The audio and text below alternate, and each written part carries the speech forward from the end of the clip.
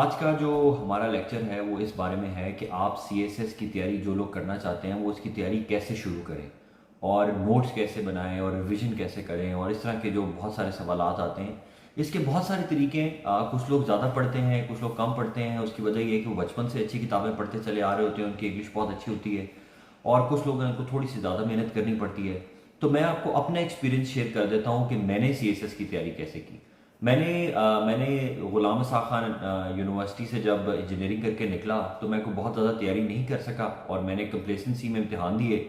मेरे वालिद साहब ने भी कहा कि यार बस दिसंबर में इम्तिहान है। मैं कोई अगस्त में निकल के आया था वापस घर में और 2-3 महीने की तैयारी करके मैंने इम्तिहान दिया और मैं इंग्लिश के पेपर में फेल हो गया और बाकी पेपर्स में भी मेरे बहुत कम नंबर आए।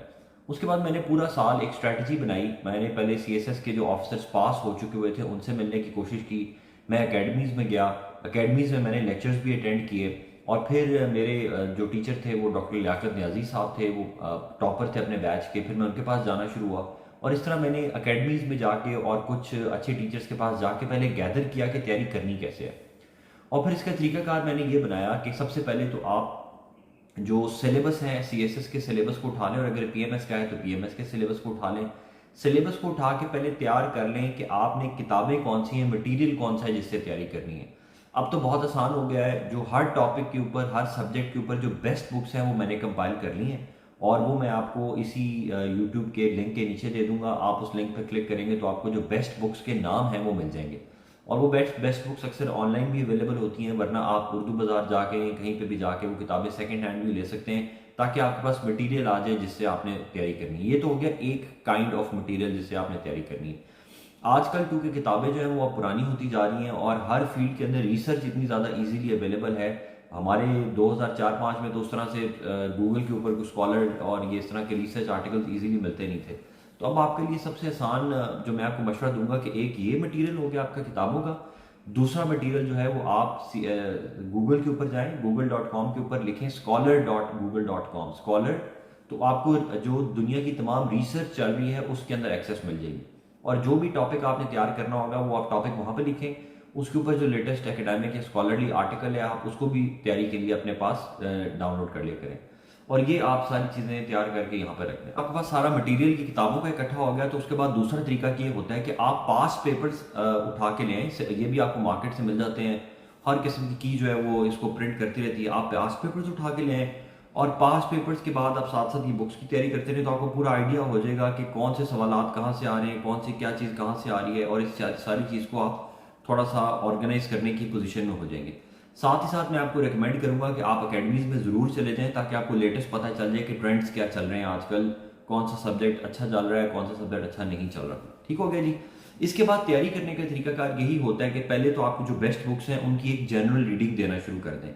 जनरल रीडिंग देते वक्त अगर आपको इजीली समझ आता है वेल एंड गुड, अगर नहीं समझ आता तो आप गूगल पे चले जाएं, उस टॉपिक के बारे में लिखें और बेशक कोई सिंपल सा विकीपीडिया पे भी आर्टिकल आता है तो उसको पढ़ लें और उसको पढ़ते वक्त अगर उसमें आपको लिंक्स के अंदर लिंक्स पे जाना पड़ता है, फॉर एग्जांपल आप तुगलक को पढ़ रहे हैं, तुगलक के अंदर आपको नजर आता है कि लोदीज भी थे और खिलजीज भी थे जिनके बारे में पढ़ना है तो उनको भी क्लिक करें और उससे आपको एक जनरल आइडिया हो जाएगा कि यार चीज़ें चल क्या क्या रही हैं।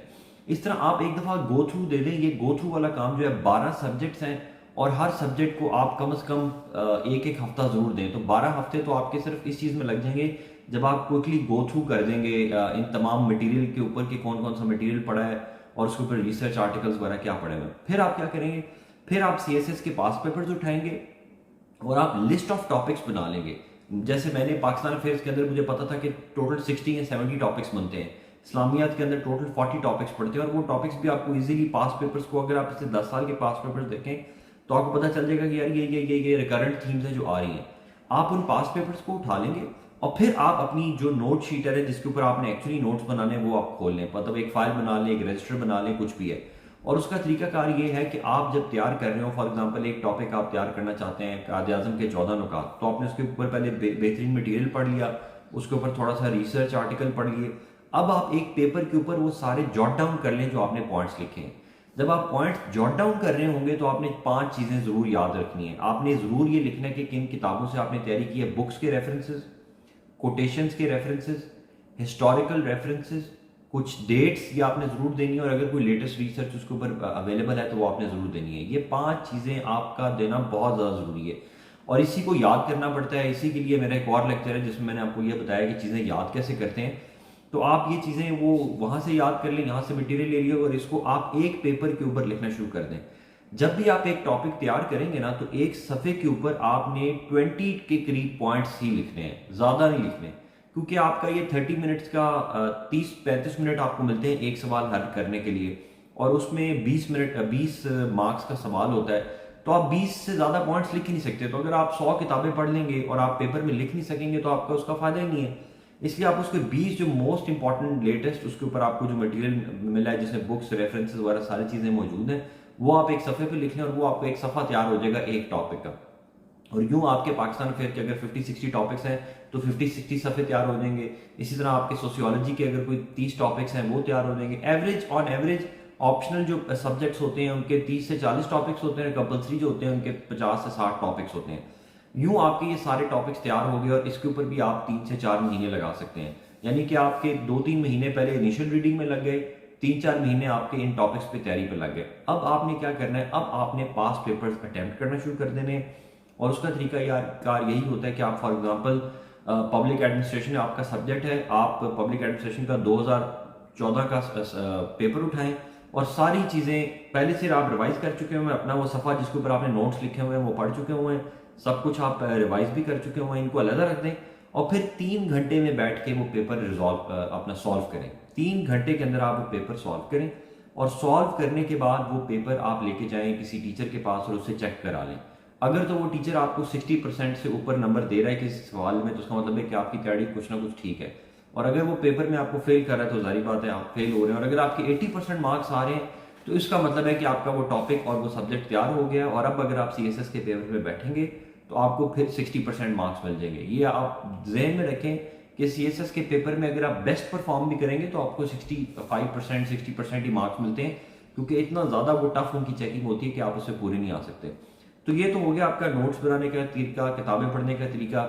मैं तो ये करता था कि मैं एक दिन के अंदर कम से कम 2 से 3 पास पेपर जरूर अटेम्प्ट करता था। सुबह 9 बजे से लेकर 12 बजे तक एक पेपर अटेम्प्ट किया, फिर 2 बजे से 5 बजे तक दूसरा पेपर अटेम्प्ट किया और फिर रात को बैठ के तीसरा पेपर अटेम्प्ट किया। और आखिरी CSS के 1 महीने से 1 महीना पहले यानी कि 2 महीने पहले तो मैं सिर्फ पास पेपर्स अटेम्प्ट करता था और जाके बार बार दिखाता था। और पास पेपर अटेम्प्ट करने की वजह से आपको ये होता है कि आपकी इतनी ज़्यादा प्रैक्टिस हो जाती है, आपको लिखने में मसला नहीं होता। वरना लड़कों को ये होता है, बच्चे जब भी जाते हैं CSS के इम्तिहान में तो उनको पहले पेपर के बाद ही उंगलियों में दर्द होना शुरू हो जाती है और कहते हैं थक गए यार, मसल्स नहीं बने हुए। तो आप अगर बार बार ये लिखेंगे, दिन में 3-3 दफ़ा पेपर अटेम्प्ट करेंगे, तो आपको ब्रेन भी रेडिली अवेलेबल कर देगा हर चीज़ और आपका हाथ भी चलना शुरू हो जाएगा। ये तो होगी आपकी एक्चुअल तैयारी जो आपने करनी है। साथ ही साथ जो पेपर में बैठ के आपको क्या क्या स्किल्स हैं जो आपको रिक्वायर्ड है पेपर के अंदर, सबसे ज़्यादा ज़रूरी तो यह है कि आपकी टाइम मैनेजमेंट बड़ी ठीक हो। और टाइम मैनेजमेंट यही होती है कि आपने 30 to 35 मिनट्स हर सवाल को देने हैं। ये पहले से आपका तैयार होगा। ऑब्जेक्टिव सबसे पहले आपको वो देते हैं कि ये पेपर है और MCQs ये आप अटेम्प्ट कर लें, उनको आप 15 मिनट से ज़्यादा टाइम मत लगाएं। ना चीटिंग करने का सोचें, ना कोई चीटिंग करेंगे तो आपको सही बताएगा, लोग जानबूझ के आपको गलत बताना शुरू कर देंगे। मुझे भी याद है कि हमारे पेपर में भी 1-2 लड़कों ने एक दूसरे से पूछा और जब बाहर जाके देखा तो दोनों ही गलत लिख के आए हुए थे, जिसकी वजह से मैं तो बहुत खुश हुआ कि चलो मेरा कंपटीशन जो है वो कम होता जा रहा है। और कई लोगों को तो मैंने देखा इंग्लिश के पेपर के अंदर, कहीं वो बुरके के अंदर बेचारी लड़कियां भी आई हुई थी और पेपर पढ़ा, तैयारी की नहीं हुई थी और पेपर में ही रोना शुरू हो गई। और इंग्लिश का पेपर जो सबसे पहला पेपर होता है तो वो बड़ा बेहतरीन होता है। और लाहौर में जब हम थे तो आवाज़ें आना शुरू होती थी, यार क्या चवल पेपर आ गया है, क्या पेपर चवल आ गया है। और मेरे दोस्त जो KPK में इम्तिहान दे रहे थे वो भी बता रहे थे कि हम भी जब पेपर स्टार्ट हुआ तो हमें भी आवाज़ें आई द पेपर चवल दे। तो वो पश्तो में भी वही कह रहे थे। तो ये क्योंकि ये तैयारी की नहीं होती, पेपर में जाते हैं फिर आपको पता चलता है यार पेपर बड़ा अजीब आ गया। इसलिए practice of the paper is very important. Coming back कि आपने पेपर लिखने की क्या तैयारी है, आपकी पहली टाइम मैनेजमेंट है और वो आप तभी करेंगे जब आप प्रैक्टिस करेंगे। नंबर 2 आपकी हैंड राइटिंग है। हैंड राइटिंग के ऊपर मैं ऑलरेडी एक वीडियो बना चुका हूँ। Hand writing is very important. आपकी लिखाई अच्छी होनी चाहिए, पहले क्वेश्चन से लेके आखिरी क्वेश्चन तक आपका मटेरियल ठीक होना चाहिए। ये जो है ना कि जी आप शुरू में अच्छा लिखें, एंड में कीड़े मारना शुरू कर देंगे, बहुत बुरा इंप्रेशन पड़ता है। सिर्फ ब्लू और ब्लैक इंक इस्तेमाल करने की इजाज़त है। कुछ लोग पिंक मार्कर भी लेके आए होते हैं और वो फिर लिख तो सकते नहीं, आप करेंगे तो आपको पेपर में वो फेल कर देंगे। तो आपको सिर्फ ये 2 कलर्स अलाउड होते हैं। ये दूसरी चीज़ हो गई। तीसरी चीज़ ये है कि आपने हर क्वेश्चन के ऊपर तकरीबन 7 से 8, जो ऑप्टिमम है ना, वो आप 7 से 8 साइड्स आपने लिखनी होती है, यानी कि एक साइड, एक पेपर की एक साइड, दूसरी साइड, इस तरह आप 7 से 8 साइड्स लिखने की आपकी प्रैक्टिस और स्पीड होनी चाहिए, ताकि आपका पेपर जो है वो उसकी लेंथ भी ठीक हो और उसकी कंटेंट भी ठीक हो, क्वालिटी भी ठीक हो। इसमें कोई शक नहीं है कि कंटेंट ज़्यादा इंपॉर्टेंट होता है, लेकिन ठीक है, अगर आप ज़्यादा लिखेंगे, अच्छा कंटेंट लिखेंगे और ज़्यादा लिखेंगे तो आपको ज़्यादा नंबर आएंगे, ताकि कोई चीज़ आपकी मिस ना हो जाए। हर पेपर के अंदर एनालिसिस आपने बहुत ज़रूरी देना है, वो आपका एनालिसिस जानना चाहते हैं, लेकिन एनालिसिस का मतलब ये नहीं है कि आप एनालिसिस विदाउट सब्सटेंस दे रहे हो, कि मैं अपना ही तज्जिया लिखना शुरू हो जाऊँ। एक लड़के वो सवाल आया था कि आपके ख्याल में पाकिस्तान जो है वो अगले 20 साल में कहाँ पर होगा, तो अब इसमें वो पूछना तो ये चाह रहे थे कि विजन 2030 के बारे में आप बताएं। तो आपने जो तैयारी की है तो आप उसका मिनिस्ट्री ऑफ प्लानिंग का जो विजन है वो बताएं, या गवर्नमेंट का जो विजन है वो बताएं। तो लड़के ने लिख दिया कि 20 साल बाद मेरे जहन में तो ये है कि यहाँ पर जंग हो रही होगी और एटमी धमाके हो चुके होंगे, और यहाँ पर इस्लामाबाद और लाहौर का तो ये हाल होगा जैसे कभी यहाँ पर कोई शहरी आबाद नहीं होगा, और पता नहीं इमाम मेहदी का ज़हूर हो चुका होगा। तो इस तरह की बातें अगर आप पेपर में लिखेंगे तो ये तो आपका तज्जिया तो हो सकता है, लेकिन ये तो कोई पेपर के पॉइंट ऑफ व्यू से नहीं, तो आपने पेपर के पॉइंट ऑफ व्यू से अपना एनालिसिस लिखना होता है। ये नहीं है कि आप अपने तौर पे ही अपनी बोंगियां मारना शुरू कर दें।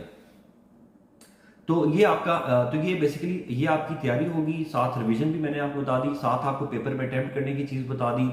चौथी चीज़ जो मैं आपको बहुत ज़रूरी बताना चाहता हूँ वो ये है कि कोई भी लड़का लड़की पास नहीं हो सकता सीएसएस के पेपर में जब तक वो बार बार इसकी प्रैक्टिस ना करे, पास पेपर्स अटेम्प्ट ना करे। पास पेपर्स अटेम्प्ट करने के बाद बार बार जाके टीचर्स को दिखाए, दिखाने के बाद अपने आप को इम्प्रूव करे, और अगर वो कहते हैं कि इसमें ये चीज़ें नहीं है तो वो चीज़ें जो आपने ओरिजिनल अपनी नोट शीट बनाई हुई है, जो आपकी एक एक सफ़े का समरी है हर सवाल की, उसके अंदर ऐड करें कि इसमें मैंने ये भी चीज़ डालनी है, ये भी चीज़ डालनी है, ये भी चीज़ डालनी है। अगर आप ये काम नहीं कर रहे, इस सर्कल में से नहीं गुजर रहे, ये साइकिल है एक जिसमें से गुजरना है, अपने आप को इम्प्रूव कर रहे हैं over a period of time, तो फिर आप सोच लें कि ये फिर पास होने वाला काम नहीं है। ये आपको बार बार इस साइकिल में से गुजरना बहुत ज़रूरी है। स्किल्स के बारे में अब ये जो चीज़ें मैंने बताई हैं, ये तो मैंने आपको परफेक्शन बताई है, इसमें से आप थोड़ा बहुत भी जितना कर सकते हैं वो कर लें, घबराने की ज़रूरत नहीं है। पेपर की तैयारी मुश्किल होता है क्योंकि इतनी वेरिड बैकग्राउंड से लोग होते हैं, टॉप यूनिवर्सिटी से पढ़े हुए लोग भी होते हैं और बेचारे कहीं बहुत दूर दराज के इलाकों से भी होते हैं, उनके उन सब से कम्पीट करना ज़रा मुश्किल हो जाता है। अपने ज़हन में ज़रूर रखें कि जब भी आप तैयारी करने बैठें तो बिस्मिल्लाहिर्रहमानिर्रहीम ज़रूर पढ़ें, अल्लाह ताला की बरकत शामिल हो जाती है। और उसके बाद अपने आप को अच्छे मूड में तैयारी शुरू करें। ये एक रिसर्च आ चुकी हुई है, कई रिसर्चेज आ चुकी हुई हैं कि जब आप अच्छे मूड में होते हैं तो आप ज़्यादा इम्बाइब कर सकते हैं जो भी आप पढ़ते जा रहे हैं। अगर आप बुरे मूड में होंगे तो आपका दिमाग बार बार डिस्ट्रैक्ट हो रहा होगा कि पीछे मेरी फलां लड़ाई चल रही है, फलां इशू चल रहा है, मेरा मोबाइल बज रहा है। नहीं, डिस्कनेक्ट करें अपने आप को। डिस्कनेक्ट करने का भी तरीका ये है, आराम से बैठें, थोड़ा सा मेडिटेट करें, दुरूद शरीफ पढ़ें, अल्लाह ताला को याद करें, बिस्मिल्लाहिर्रहमानिर्रहीम पढ़ें, और उसके बाद फिर आप प्रॉपर एक टॉपिक के ऊपर जो है ना 2 घंटे, 1.5-2 घंटा लगा के वो टॉपिक तैयार करके उठें। फिर उससे पहले नहीं उठना, डिस्ट्रैक्शंस को दूर करें। ये सारी गेम जो है ना वो डिसिप्लिन की है कि आप अपने आप को डिस्ट्रैक्शन से कितना दूर रखते हैं। जितना आप डिस्ट्रैक्शंस के अंदर आते जाएंगे आपकी लाइफ मुश्किल होती जाएगी, और फिर आपके लिए ये करना बहुत दिन ब दिन आपके लिए चीज़ें मुश्किल होना शुरू हो जाएंगी। इंग्लिश के लिए मेरी आपको ये सजेशन है कि इंग्लिश की तैयारी 2 किस्म की, एक इंग्लिश ऐसे की तैयारी होती है और एक तैयारी होती है इंग्लिश प्रेसे की।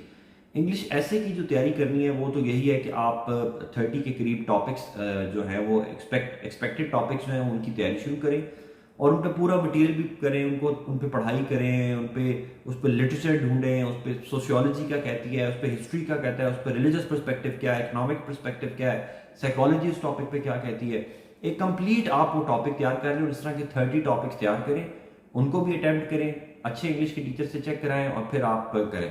और ये मैं उन लोगों के लिए कह रहा हूँ जिनकी ग्रामर बिल्कुल ठीक है, टेंसेस बिल्कुल ठीक है, वोकैबुलरी उनकी ठीक है, उनको ऐसे का स्ट्रक्चर पता है, तो फिर वो ये करें। जिनको ये नहीं पता तो वो बगैर ट्यूशन के अगर इम्तिहान देने जाएंगे तो उनके लिए बहुत ज़्यादा मुश्किल हो जाएगा। फिर बेहतर ये है कि आप कोई ट्यूशन लेना शुरू कर दें इंग्लिश की, और किसी टीचर से तैयारी कर लें, इसमें कोई ममानियत नहीं है। अल्लाह ताला ने कुरान भेजा, साथ टीचर भी भेजा है, तो आप टीचर से भागने की जरूरत नहीं है। अकेडमीज को लोग कहते हैं जी बड़ा ये होता है, अकेडमीज वो होता है, भाई आप अपनी जाएं, अपनी तैयारी करें, अच्छा इंटरेक्शन करें टीचर्स के साथ, सीखें और अपने आप को इम्प्रूव करें। और फिर सीएसएस के इम्तिहान के लिए मैं ये भी आपको रिकमेंड करूंगा कि आप सीएसएस के इम्तिहान के साथ साथ आप पीसीएस का भी इम्तिहान दें, आप आईएसआई का, इंटेलिजेंस का, असिस्टेंट डायरेक्टर्स का, इनकम टैक्स ऑफिसर्स का, जो जो इम्तिहान आ रहा होता है वो आप उसमें से गुजरें, ताकि आपकी बार बार ये जो कॉन्फिडेंस है वो आपका आ जाए, वरना पेपर के अंदर जो है ना आप कॉन्फिडेंस लूज कर जाते हैं। आखिरी बात मैं आपको ये भी ज़रूर बताना चाहता हूँ कि पेपर के दौरान आपका जो ग्लूकोज लेवल है वो ठीक होना चाहिए, क्योंकि दिमाग बहुत ज़्यादा चल रहा होता है, तो आपको प्रॉपर हाइड्रेटेड होना चाहिए। बेहतर ये कि पानी की बोतल ले जाएं और आपका ग्लूकोज लेवल ठीक होना चाहिए। बेहतर ये कि आप कोई चॉकलेट साथ ले जाएं, या जो लंच ब्रेक होती है उसके अंदर ज़रूर कुछ खा पी लें, ताकि आपका जो एनर्जी लेवल है वो ठीक रहे। आपको नहीं पता होता, लेकिन अगर आपका एनर्जी लेवल या हाइड्रेशन कम होना शुरू हो जाती है तो आपका दिमाग फंक्शन स्लो करना शुरू कर देता है। तो आप बार बार ये कहते हैं यार मुझे तो याद ही नहीं रहा मुझे तो पेपर में याद नहीं रहा। उसकी वजह यही होती है कि आप वो सारी चीज़ें जो है ना वो आप भूल चुके जाते होते हैं, आपकी हाइड्रेशन नहीं होती और आपके लिए फिर मसला होता है। तो उम्मीद करता हूँ ये थोड़ी सी टिप्स एंड ट्रिक्स थी, इससे आपको कुछ फ़ायदा हुआ होगा। वैसे तो आप तैयारी कर रहे होंगे, बहुत सारा मटेरियल अवेलेबल है ऑनलाइन, लेकिन अगर आप इन चीज़ों को भी अपने जहन में रख के तैयारी करें तो उम्मीद है कि आपको बहुत ज़्यादा फ़ायदा होगा। बहुत शुक्रिया।